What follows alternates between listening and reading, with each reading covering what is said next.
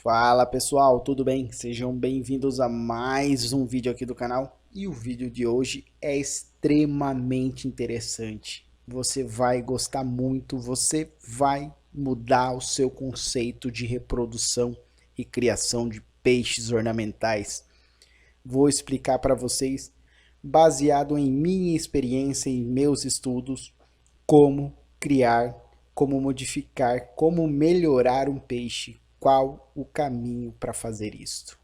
Eu vou passar para vocês um dos caminhos que existem aí para você conseguir melhorar e conseguir prever resultados e conseguir ter ideias para criações de novos padrões.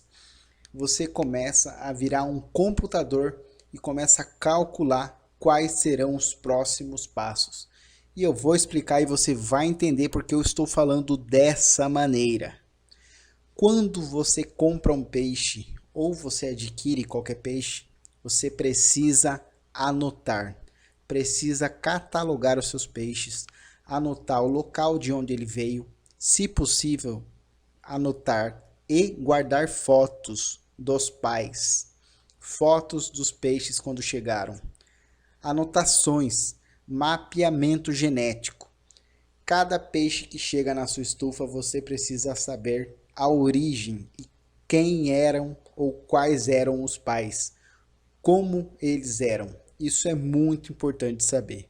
Mas muitas vezes não conseguimos saber essa informação. Porém, você vai registrando os passos dos seus peixes. Como? Se você quer chegar em algum lugar com seleção genética, você precisa saber para onde exatamente estará indo. A cada cruzamento você precisa ter uma noção do que está fazendo. E para isso, eu vou te passar aí algumas maneiras que eu utilizo aqui na minha estufa. A cada cruzamento que você fizer de seus peixes, você registra com uma foto, um vídeo, registra o macho, registra a fêmea também. Salva em uma pastinha ali, cruzamento, tal, nome da linhagem. Você já vai ter a informação de qual casal que você fez o cruzamento. Depois, quando os filhotes atingirem aí um tamanho para expressar um padrão, para mostrar o que eles têm de genética, qual que é o formato, as cores que eles têm, você também aí registra alguns filhotes e joga dentro dessa pasta.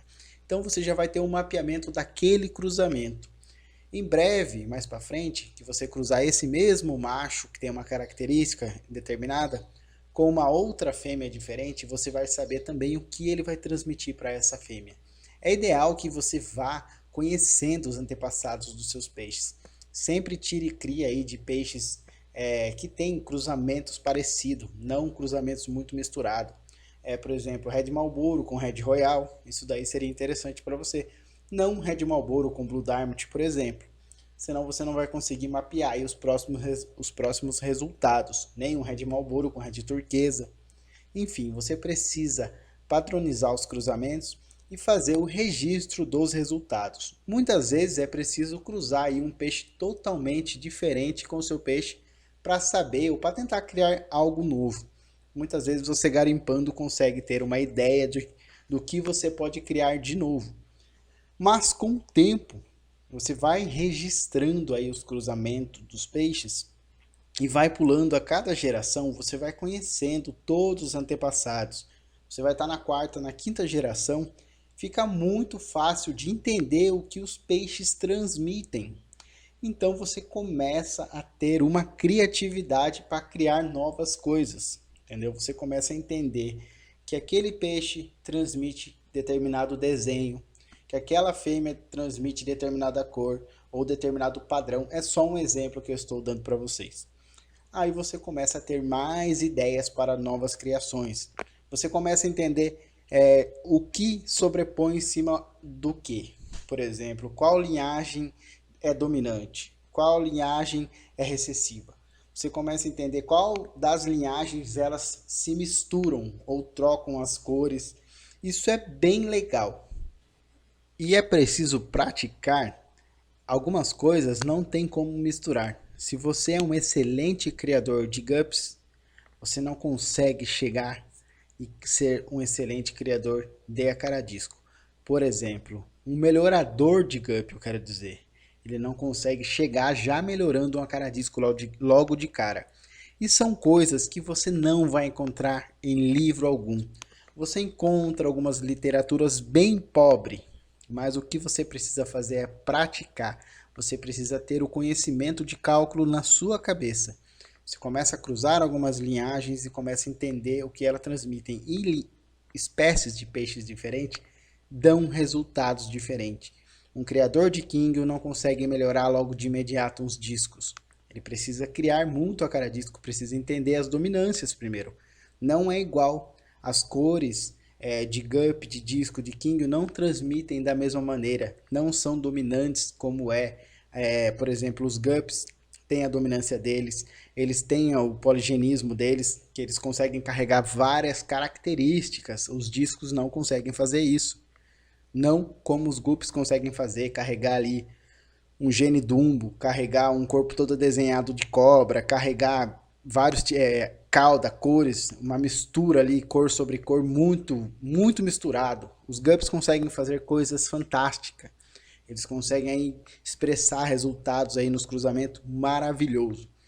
E uma geração de gup leva 3 meses. Você consegue fazer uma geração aí de gup com sucesso, quando o peixe atinge um tamanho bem grande. Em 3 meses você já consegue ter um resultado, saber se deu certo ou não. Com disco, leva mais de 1 ano para você fazer cada geração de disco. Então você não pode errar muito nos cruzamentos, você precisa ter uma noção. Você pode praticar no começo alguns cruzamentos, mas depois você não pode ficar errando, porque o tempo é bem grande. Então, você precisa praticar, não vai encontrar literatura nenhuma. Tem gente que fica esperando cair do céu, fica esperando que as pessoas deem a resposta. Tem muita gente que fala que sabe, mas não sabe fazer. Você tem que praticar. E quem sabe não vai ficar conversando sobre isso, porque é um assunto muito chato de você conversar. As pessoas têm muita dúvida, infinitas. E eles vêm mostrando os peixes dele, você não conhece os antepassados dos peixes. Às vezes, esses peixes que eles estão mostrando, eles têm uma característica, mas eles não transmitem ela, entendeu? Então fica muito difícil de calcular aí o resultado de peixe se você não tem o mapeamento dele. Você precisa conhecer a árvore dele. Você precisa saber de onde ele veio, por que ele tem aquela característica. Então é bem importante que você comece a estudar, comece a melhorar os peixes e dê valor aos peixes melhorados. Não aberrações, é claro, tem modificações que são feitas na Ásia que são exageradas, mas não é disso que eu estou falando. Estou falando de melhoramento de cores, de padrão, de formato. E não misturem as informações. Achar que melhoramento genético de acaradisco tem ligação com peixes selvagens. Esse é um grande erro que muitos brasileiros cometem, discutem arduamente na internet, como se fossem aí os reis do laboratório de cruzamento de peixe, como se entendessem tudo. E adicionando aí o assunto que a acaradisco, para melhorar, precisa colocar os peixes selvagens, os discos selvagens. Existem alguns cruzamentos determinados que se usam selvagens para criar aí alguma coisa diferente. Por exemplo, eles colocam o Ica com o Red para criar aí um cross Red Ica. Fica muito bonito, mas não é um melhoramento de alguma outra linhagem de acaradisco. Melhoramento se usam peixes de alto padrão, o melhor disponível, para cruzar entre eles e pegar o melhor filhote e assim evoluir. Você não vai voltar o peixe no selvagem. Você só vai voltar se você souber o que você está fazendo. Para criar uma outra coisa. Você não melhora um cálico utilizando um acaradisco selvagem. Os discos selvagens são maravilhosos, mas não caia nesse equívoco de achar que você precisa misturar com o selvagem para melhorar. O cruzamento, a criação de acaradisco selvagem, ela é fantástica. Eu tenho um selvagem aqui, logo vai sair vídeos dele no canal. Eu adquiri um disco selvagem, mas eles são fantásticos realmente. São peixes que têm outra maneira de encantar o aquarista. mas não é através deles que você vai fazer um melhoramento. Mesma coisa em qualquer outra espécie. Nos gups, ninguém cruza com um gup selvagem para fazer um melhoramento. Seria uma regressão. No acaradisco seria uma regressão. Se você tentar pegar um Kingyo do mais próximo do selvagem, que os Kingyos, ninguém sabe exatamente a origem dos Kingyos, como eles surgiram, mas existem os primeiros Kingyos que eram muito próximos de uma carpa. Se você cruzar qualquer Kingyo que é próximo de uma carpa, ele vai dominar e vai fazer uma regressão. Você vai pegar um Ranchu, vai cruzar com um Kingyo próximo do selvagem, você vai fazer uma regressão, vai perder o padrão Ranchu dele. E assim é com qualquer espécie.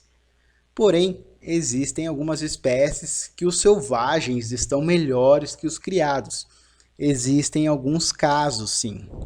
Por exemplo, o Ramirez selvagem tem alguns que são lindos.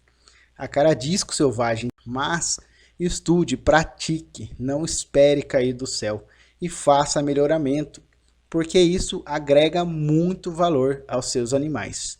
O recado era esse, espero que vocês tenham gostado do vídeo.